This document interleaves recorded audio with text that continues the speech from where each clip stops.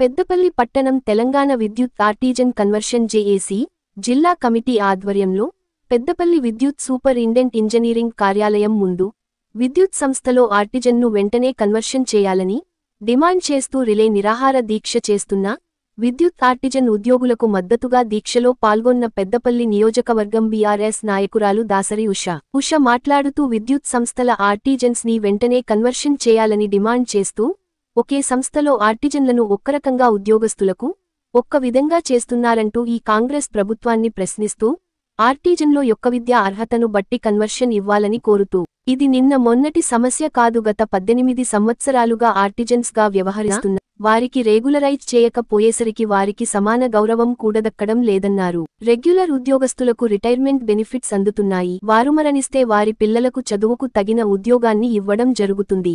అదే ఆర్టిజన్లకు సమానమైన పని చేస్తున్నారు, వారికి ఎలాంటి బెనిఫిట్స్ అందడం లేదు. కనీసం రిటైర్మెంట్ అయినప్పుడు కూడా రిటైర్మెంట్ బెనిఫిట్స్ లభించడం లేదు. వీళ్లందరికీ తగినటువంటి బెనిఫిట్స్ రావాలని రెగ్యులరైజ్ వెంటనే చేయాలని బీఆర్ఎస్ పార్టీ తరపున డిమాండ్ చేస్తున్నాం అని అన్నారు. గతంలో కేసీఆర్ పాలనలో హారతి జనులందరికీ రెగ్యులర్ చేస్తామని తెలియజేయడం జరిగింది. ఆర్టిజన్లందరూ వారి జేబులో నుండి డబ్బులు పెట్టుకొని చిన్న మధ్య తరగతి కుటుంబంలో నుండి అర్చన అన్నలు అందరూ హైకోర్టుకు వెళ్లి రెగ్యులరైజ్ చేయాలని పోరాటం చేశారు. వారికి హైకోర్టు కూడా వీరందరికీ తక్షణమే రెగ్యులరైజ్ చేయాలని తీర్పును కూడా ఇవ్వడం జరిగింది. నేడు కాంగ్రెస్ ప్రభుత్వం ఎన్నికల ముందు ఖచ్చితంగా ఆర్టిజన్ల అందరికీ రెగ్యులరైజ్ చేస్తామని అన్నారు. కానీ ఓట్లు వేయించుకుని అధికారంలోకి వచ్చినంక వీరి సమస్య పట్టించుకోకుండా ఉంటున్నారు. కాంగ్రెస్ ప్రతి ఇంటికి 24 గంటల కరెంటును ఇవ్వలేకపోతున్నారు. మీకు 24 గంటలు కరెంటు ఇవ్వడం చేత కాదని అర్థమై మేము దాన్ని వదిలిపెట్టాము.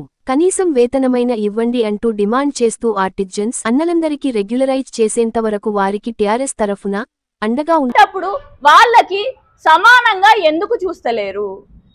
ఒకటే సంస్థలో వేరువేరుగా ఎందుకు ఆర్టిజన్స్ ని ఒక రకంగా, ఎందుకు ఉద్యోగస్తులని ఒక రకంగా చూస్తున్నారు?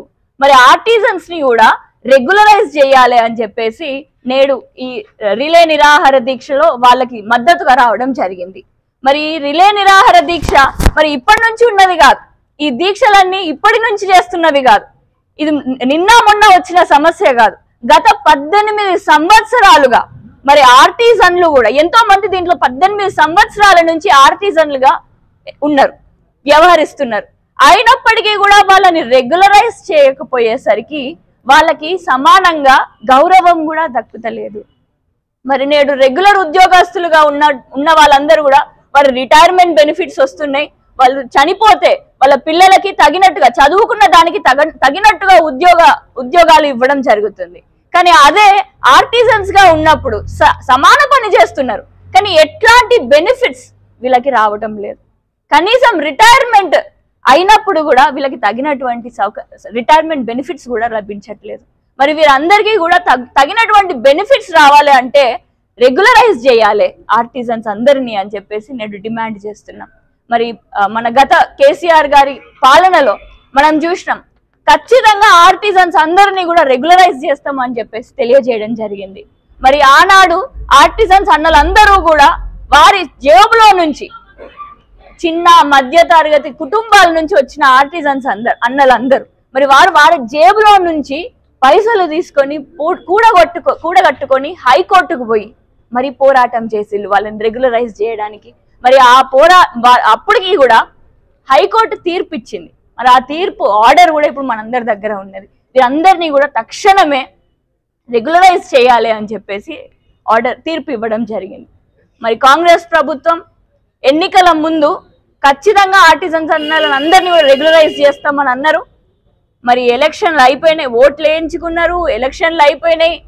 నేడు ప్రభుత్వంలోకి వచ్చి దాదాపు సంవత్సర పాటు కాలం అవుతుంది.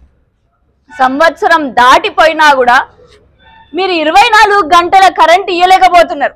పోతే పోనీయండి, కేసీఆర్ గారి హయాంలో 10 సంవత్సరాలు 24 గంటలు ఎంతో కష్టపడి ఎంతో పోరాటం చేసి మరి 24 గంటల కరెంట్ ఇచ్చారు తెలంగాణలో ఉండే ప్రతి ఒక్క ఇంటికి కూడా. మరి 24 గంటలు మీకు శాతరైతలేదు అని చెప్పేసి ఎన్నోసార్లు మొత్తుకున్నాం. మరి ఇప్పుడు ఈ సంవత్సరం తర్వాత ఇంకా మీకు శాత కాదు అని చెప్పేసి అది పక్కన పెట్టేసినాం. కనీసం వేతనాలైనా సమానంగా ఇవ్వండి అని చెప్పేసి డిమాండ్ చేస్తున్నాం. మరి నేడు ఆర్టిజన్స్ అన్నలందరికీ కూడా వారు ఏదైతే చదువుకున్నారో ఆ చదువుకి తగ్గట్టుగా వాళ్ళని రెగ్యులర్ గా ఉద్యోగాలు ఇవ్వాలి అని చెప్పేసి బీఆర్ఎస్ పార్టీ పక్షాన దాసరి ఉష పెద్దపల్లి నియోజకవర్గం నుండి నేను డిమాండ్ చేయడం జరుగుతుంది. మరి ఆర్టిజన్ అన్నలందరికీ కూడా వారి రెగ్యులరైజ్ చేసేంత వరకు వారికి అండగా ఉంటానని చెప్పేసి భరోసానిస్తూ అందరికీ జై తెలంగాణ.